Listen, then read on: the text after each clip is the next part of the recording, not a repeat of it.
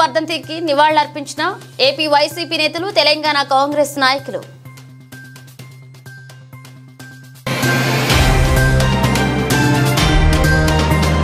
Lower Maneru డ్యాంను పరిశీలించిన మంత్రి పొన్నం ప్రభాకర్.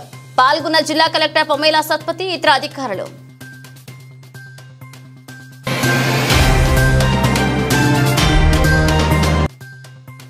కుప్పంలో ఘనంగా ఉప ముఖ్యమంత్రి కొనిదెల పవన్ కళ్యాణ్ జన్మదిన వేడుకలు. పాల్గొన్న జనసేన నాయకులు, కార్యకర్తలు.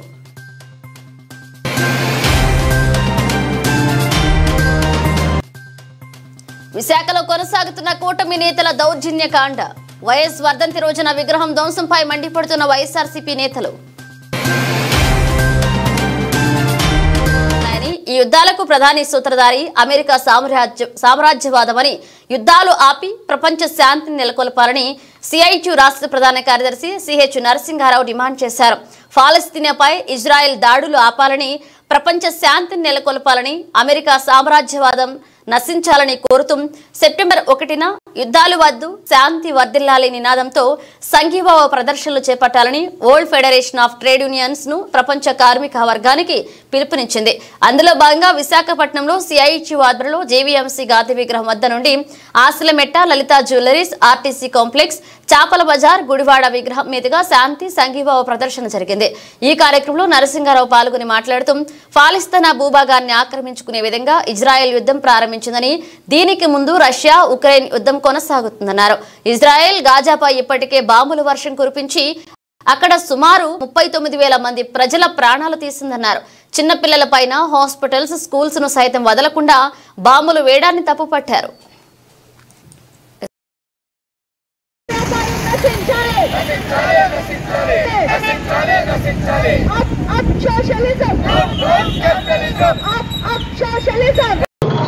ప్రపంచవ్యాప్తంగా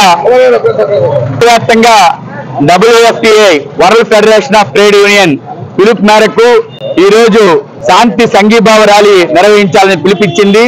మనం చూస్తూ ఉన్నాం, గత అనేక రోజుల నుంచి అమెరికా ప్రోత్సాహంతో పాలస్తీనా మీద ఇజ్రాయెల్ తన దాడులు అనేది ఏకముఖంగా ఎక్కుపెట్టడం జరిగింది. ఈ దాడుల్లో దాదాపు సుమారు 40,000 మంది పైబడి మరణించడం జరిగింది. పాలస్తీనాను టార్గెట్ చేసుకొని గాజాని ఏ ఒక్క అనుభాగాన్ని కూడా అణువు కూడా వదలకుండా మొత్తం హాస్పిటల్స్ మీద, స్కూల్స్ మీద ఇటు టార్గెట్ చేసి చిన్నపిల్లల్ని, మహిళల్ని విపరీతంగా చంపడం అనేది జరిగింది. దాదాపు లక్షల మంది ఈ రోజున క్షతగాత్రులు అయ్యి హాస్పిటల్లో వైద్యం పొందుతూ ఉన్నారు. కేవలం అమెరికా యొక్క ఆయుధాలు అమ్ముడుకోవడం కోసం దేశంలో ఉన్నటువంటి మొత్తం ప్రపంచంలో ఉన్నటువంటి అన్ని దేశాలకి కూడా అమెరికా తన ఆయుధాలను సప్లై చేస్తూ ఇటువంటి యుద్ధాలను ప్రోత్సహించడం అనేది జరుగుతుంది. మొత్తం సంపద అంతా కూడా నష్టపోయే పరిస్థితి వస్తుంది. మన దేశంలో ఉండే మోడీ ప్రభుత్వం కూడా అమెరికా కనుసన్నల్లోనే మెరుగుతోంది. గతంలో మనం చూసుకున్నప్పుడు అలీన విధానం అనేది మన దేశ రాజ్యాంగం తాలూకా విదేశీ విధానం కింద ఉండేది. కానీ సోషలిస్ట్ దేశాల మీద, భారతదేశం మీద, ఇతర తృతీయ ప్రపంచ దేశాల మీద కూడా తన ఆధిపత్యాన్ని కొనసాగించాలనుకుంటుంది. రాజ్యంలో ప్రత్యేక గుర్తింపుతో పేదల పెన్నిధిగా ఎదిగిన కంచర్ల అచ్యుతారావు ఇప్పుడు Andhra Pradesh film industry employees federation కు చైర్మన్ హోదాలో తనదైన మార్కు చూపేందుకు సిద్ధమయ్యారు. విశాఖలో అట్టహాస్యంగా జరిగిన కార్యక్రమంలో అతిరథ మహారథుల సమక్షంలో ఫెడరేషన్ చైర్మన్ గా బాధ్యతలు చేపట్టారు. తెలుగు సినీ పరిశ్రమను విశాఖకు తీసుకువచ్చి 24 క్రాఫ్ట్స్ కార్మికులకు పూర్తి స్థాయిలో జీవనోపాధి కల్పించడమే లక్ష్యంగా పనిచేస్తానని అన్నారు. ఇక విశాఖలోని చాలా ప్రాంతాలు, ఉత్తరాంధ్ర, రాయలసీమ జిల్లాల్లో సినిమాలకు అనుకూలమైన పర్యాటక ప్రదేశాలున్నాయని, చిత్ర నిర్మాణానికి ఎంతో అనువుగా ఉంటుందని చెప్పారు. సినీ పరిశ్రమను అభివృద్ధి చేయడం కోసం ఒక ప్రత్యేక స్థలాన్ని కేటాయించి ఇక్కడ స్టూడియోలు, సినీ విభాగానికి చెందిన కార్యాలయాలను ఏర్పాటు చేయాలన్నారు. ప్రతి కార్మికుడు, కళాకారుడికి ప్రభుత్వం పెన్షన్ మంజూరు చేయాలన్నారు.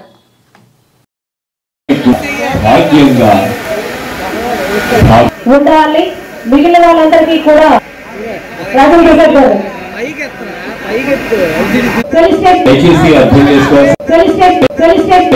నేను Andhra Pradesh film industry employees federation chairman గా దైవ సాక్షిగా ప్రమాణం చేస్తున్నాను. నా కర్తవ్య నిర్వహణలో ఏమరపాటు లేకుండా సభ్యుల అభ్యున్నతి కోసం పాటుపడతానని, రాగద్వేషాలకు తావు లేకుండా 10 మంది శ్రేయస్సును కోరే మంచి పనులను నా శక్తి వంచన లేకుండా చేస్తానని, కళామ తల్లి సాక్షిగా ప్రమాణం చేస్తున్నాను. ఫెడరేషన్లో ఉన్నటువంటి 24 క్రాఫ్ట్సే కాకుండా 64 కళలకు చేయూతనిచ్చి వారి అభివృద్ధికి తోడ్పడతానని, అలాగే కళాకారులకు ఎవరికైనా ఇబ్బంది కలిగినా వారికి తోడుగా ఉంటానని దైవసాక్షిగా ప్రమాణం చేస్తున్నాను.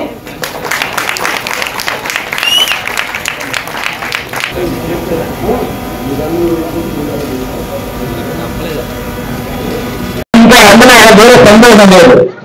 మరి అలాంటి పరిస్థితుల్లో మరి ఎన్నో రకాలుగా ఆలోచించి దేశంలో ఉన్న షూటింగ్ స్పాట్స్ నాకు తెలుసు, అన్ని చూసే అన్ని ఏరియాలో కూడా సినిమా తీయడం జరిగింది.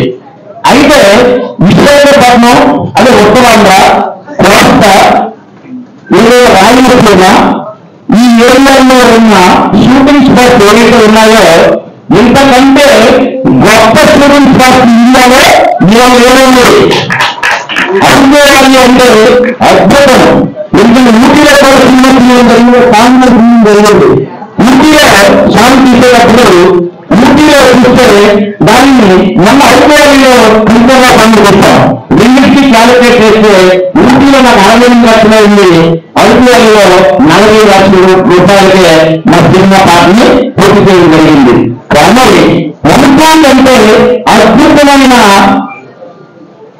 అందాన్ని చూపించగలిగిన అద్భుతమైన ప్రభుత్వం షూటింగ్ చేయగలిగిన ఎక్కువ మంది ఆర్టిస్టులకి అవకాశం ఇవ్వగలిగాం. మున్నేరు వాగు వరద ఉధృతి వల్ల ఖమ్మం నగరం, ప్రకాశ్ నగర్ లో చిక్కుకుపోయిన వారిని రక్షించేందుకు హెలికాప్టర్ ను పంపించాలని సీఎస్ కు ఫోన్ చేసి మాట్లాడారు డిప్యూటీ సీఎం బట్టి విక్రమార్క. ఆ వివరాలు ఇప్పుడు చూద్దాం.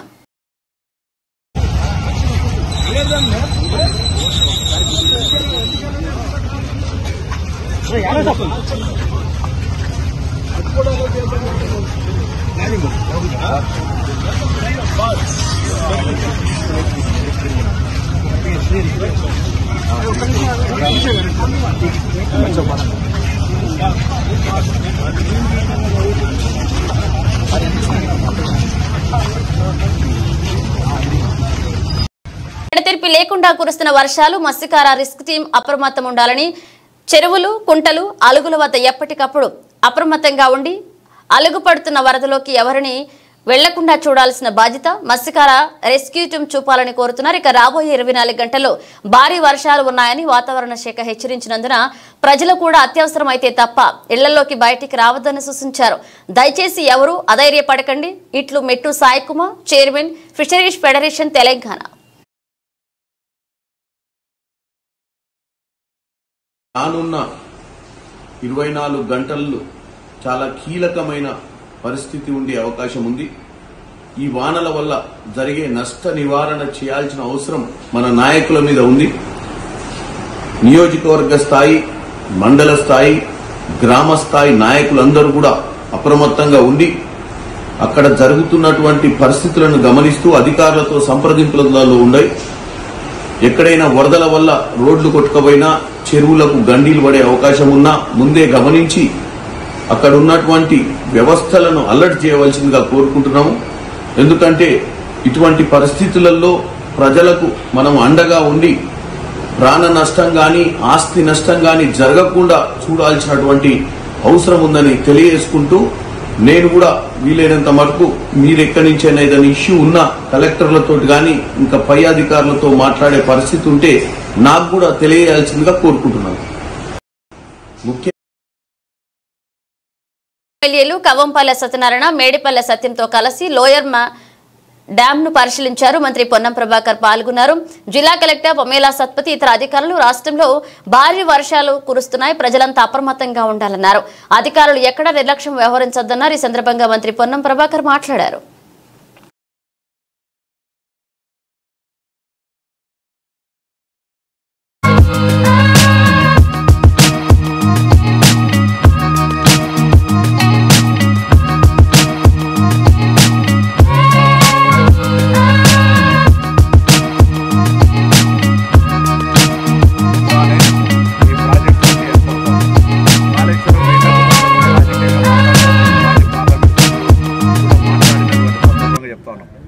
ఈరోజు టెక్నికల్ కమిటీ నిపుణుల సాంకేతిక కమిటీ ఇచ్చిన సూచన మేరకే సుందిల్లా, మేడిగడ్డ అన్నారంలో నీళ్లు నిల్వ ఉంచడం లేదు. కానీ ఎల్లంపల్లి వాటర్ను ప్రతి చుక్కను వినియోగించుకునే విధంగా రేపు వరద కాలువ ద్వారా ఇంకా శ్రీరామ్ సాగర్ 62 టీఎంసీలే వచ్చింది దాని కెపాసిటీకి. అవి వచ్చిన తర్వాత అవన్నీ కూడా ఈ ప్రాంతంలో ఉండబడే అన్ని ప్రాజెక్టులు నింపుకునే విధంగా మరి కార్యక్రమం చేపట్టడం జరిగింది. ఇవన్నీ కూడా ప్రభుత్వం ఎప్పటికప్పుడు ఇరిగేషన్ శాఖ, రెవెన్యూ పరంగా అన్ని రకాలుగా మరి చర్యలు తీసుకోవడం జరుగుతుంది. దీని మీద రాజకీయం చేయాల్సిన అవసరం లేదు. మేము ఆనాడు కూడా చెప్పినాం, ఇవాళ కూడా చెప్తున్నాం.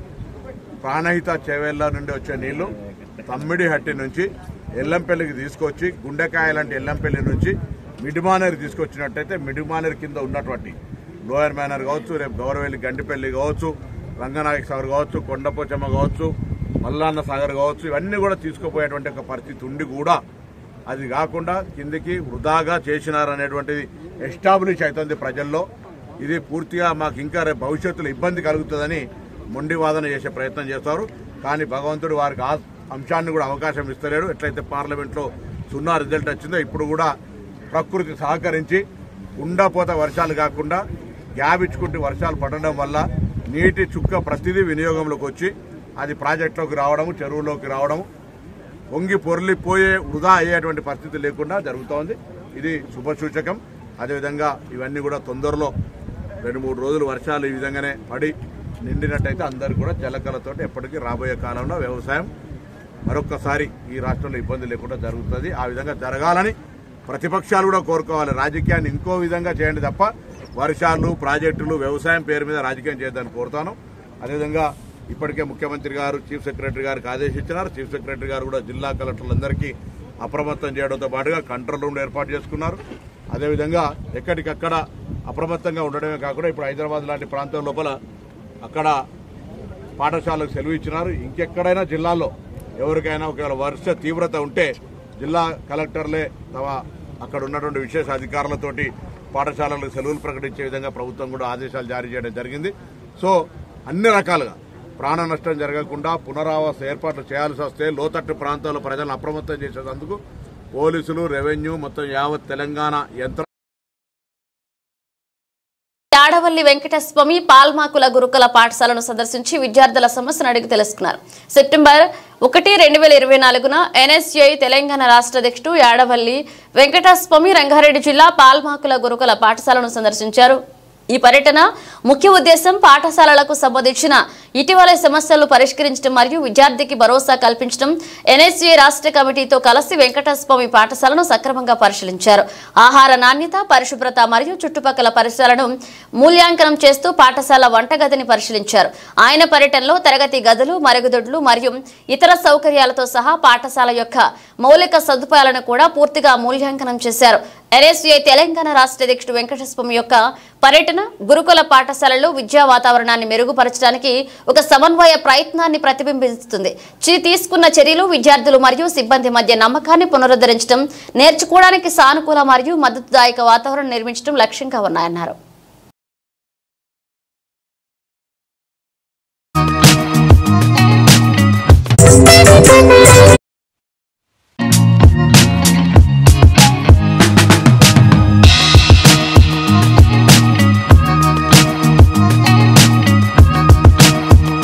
ఆశయాలను యువత ముందుకు తీసుకువెళ్లాలని ఎమ్మెల్యే వేగుళ్ల జోగేశ్వరరావు పేర్కొన్నారు. ఉప ముఖ్యమంత్రి, గ్రామీణాభివృద్ధి, పంచాయతీరాజ్, సైన్స్ అండ్ టెక్నాలజీ, పర్యావరణ శాఖ మంత్రి కొనిదెల పవన్ కళ్యాణ్ జన్మదినోత్సవాన్ని పురస్కరించుకుని మండపేట పట్టణంలో సోమవారం వేడుకలు ఘనంగా నిర్వహించారు. 2వ వార్డులో గొల్లలగుంట గణేష్ యూత్ ఆధ్వర్యంలో నిర్వహించిన పవన్ పుట్టినరోజు వేడుకల్లో MLA Vegulla Janasena party Mandapeta incharge municipal మాజీ చైర్మన్ చుండ్రు శ్రీవరప్రకాష్లు ముఖ్య అతిథులుగా హాజరయ్యారు.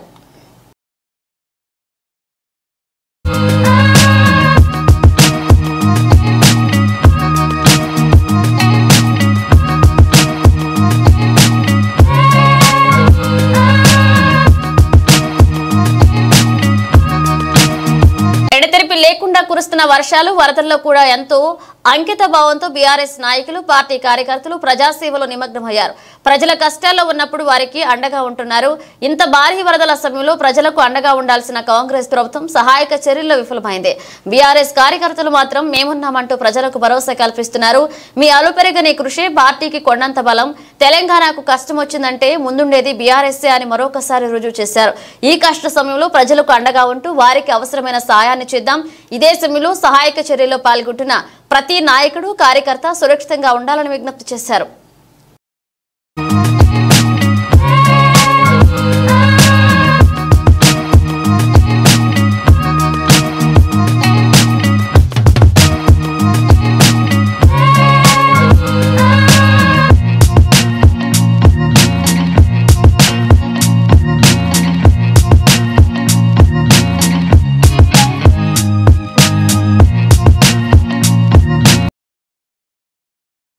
ఖమ్మం మున్నేరు వరద బాధితుల కోసం ఏర్పాటు చేసిన పునరావాస కేంద్రాలు రాజ్యసభ ఎంపీ వద్దిరాజు రవిచంద్ర ఆధ్వర్యంలో ఏర్పాటు చేసిన అన్నదాన కార్యక్రమానికి సన్నాహకాలు చేశారు.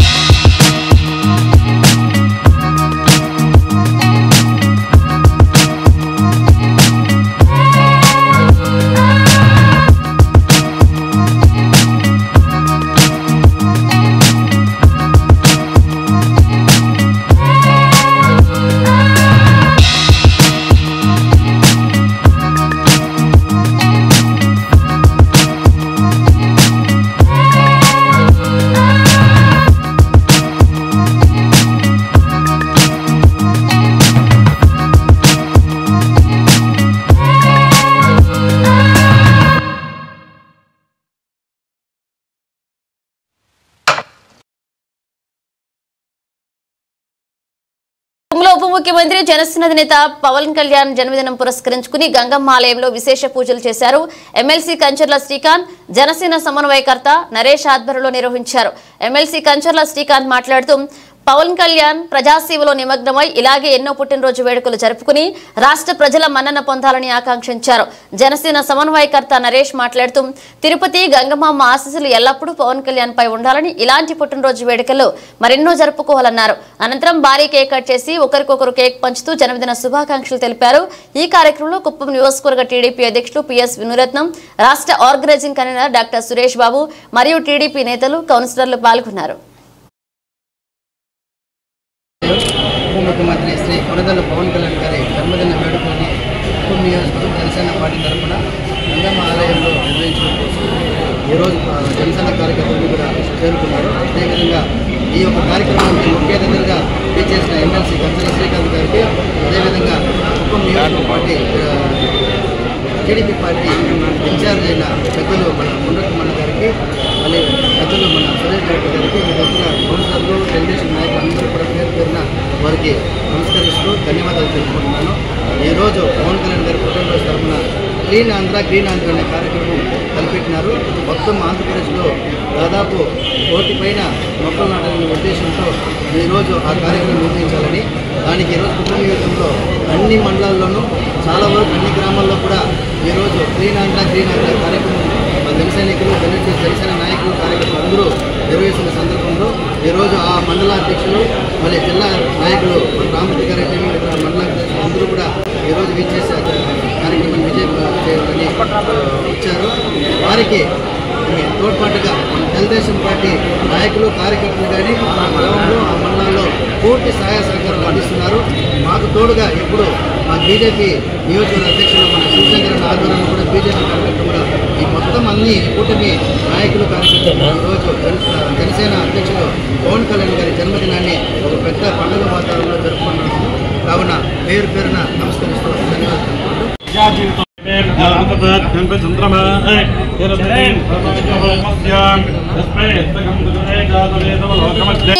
కేఎస్ఆర్కే నరసింహారావు పదవి విరమణ ఘనంగా వీడ్కోలు సభ స్టాంప్స్ అండ్ రిజిస్ట్రేషన్ శాఖలో 3.5 దశాబ్దాలుగా పనిచేసిన Anaparthi sub registrar Shri KSRK Narasimha Rao Anaparthi sub registrar గా శనివారం పదవి విరమణ చేశారు. అమలాపురం పట్టణానికి చెందిన నరసింహారావు కాకినాడ కాపు అభ్యుదయ సంఘ ప్రధాన కార్యదర్శి బసవ ప్రభాకర్ రావు మేనల్లుడు జూనియర్ అసిస్టెంట్ గా రిజిస్ట్రేషన్ శాఖలో చేరి అంచెలంచెలుగా సబ్ రిజిస్ట్రార్గా పదోన్నతి పొందారు. 6 సార్లు ఉత్తమ సబ్ రిజిస్ట్రార్గా జిల్లా కలెక్టర్తో అవార్డులు పొందారు. కడియం, మండపేట, అనపర్తిలో సబ్ రిజిస్ట్రార్గా పనిచేసి పలువురు మన్ననలు పొందారు. పదవి విరమణ సందర్భంగా అనపర్తిలో ఆయన సతీమణికి అభిమానులు, ఉద్యోగులు ఘనంగా సన్మానం చేశారు. పలువురు ఆయన సేవలను కొనియాడారు.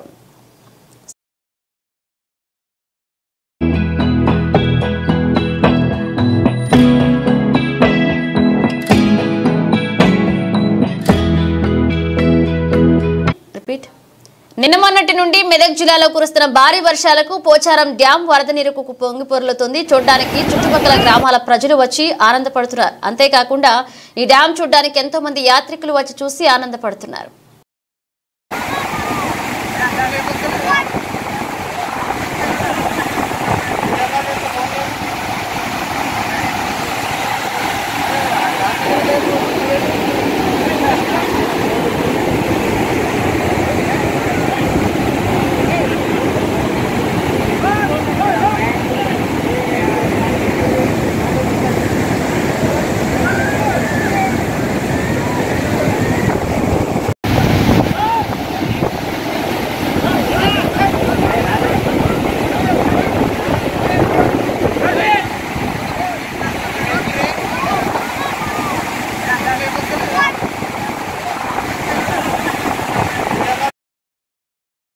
మెదక్లో కురుస్తున్న భారీ వర్షాలకు పాపన్నపేట మండలం నక్సాన్పల్ల గ్రామం నందు మంజీరా నుండి ఏడుపాయలు డాన్ పొంగిపొర్లడంతో నీరు వనదుర్గ భవానీ టెంపుల్ నందు అమ్మవారి పాదాలను తాకుతూ నీరు ప్రవహించడం వలన అమ్మవారి టెంపుల్ నందు టెంపుల్ మూసివేయడం జరిగింది. అంతేకాకుండా ఉదయం అమ్మవారికి నిత్య పూజలు గాలి గోపురం నందు జరిపించడం జరుగుతుంది. అమ్మ టెంపుల్ దగ్గరకు జనాలు వెళ్లకుండా సిబ్బంది పెట్టడం జరిగింది.